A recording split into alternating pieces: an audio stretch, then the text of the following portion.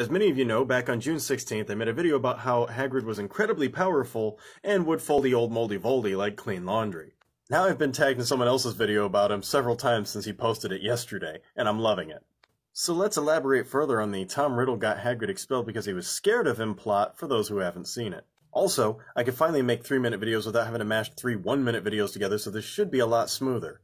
Still waiting for the day I can group stuff together in playlists for you guys though. Anyway, as someone mentioned in the comments on my video about Hagrid, there's a theory that Tom Riddle had him expelled because he didn't want him to become educated as well as powerful, for several reasons. So let's explore that. It's well known that our beloved Rubeus Hagrid was already loyal to Dumbledore at the time he was expelled, for Tom Riddle framing him and Aragog for the death of Moaning Myrtle.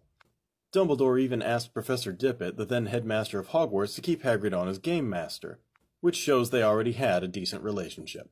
His loyalty to Dumbledore, the only professor who Tom Riddle couldn't trick into liking him, the only professor Tom really feared, actually gives the theory some credence. And it really starts to make sense once you start to add things up. In the books, Hagrid is nearly 12 feet tall, incredibly strong, and often handles animals that others are terrified of as if they were puppies or something.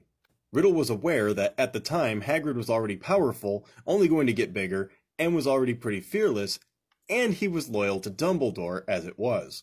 His heightened power is due to his half-giant status, which also grants him resistance or immunity to most magic and may even include the killing curse of Avada as it's said that Aurors used it to kill giants back in the day, but not how many times or tries it actually took to do so.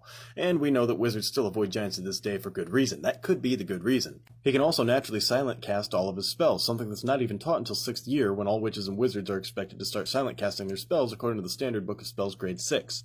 Hagrid was expelled in year 3 and so was never taught to do so, which means it is, like I said, a natural ability of his, and he does it all with a broken wand. This is even more impressive because a broken wand is all but useless to even the most advanced wizards.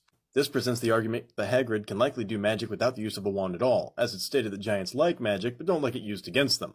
And they don't personally use wands, nor are they allowed to, which means they can do magic without them. This also means that the wand may simply be augmenting his natural abilities. To further impress his power upon you, he uses transfiguration magic on Dudley to grow him a tail silently with a broken wand and makes it look effortless. Transfiguration magic is already incredibly difficult and dangerous, but Hagrid essentially brute forces it and it just sort of works for him.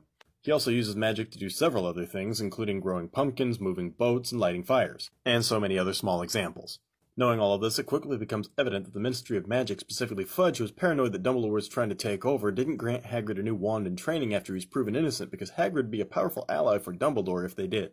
Putting all this together, his height, strength, natural magical ability to silent cast difficult magic with a broken wand and no formal training, his resistance to magic, and his loyalty to Dumbledore, it quickly becomes evident that Tom Riddle saw a problem in the future and prevented Hagrid from becoming an even more powerful adversary. So the theory works.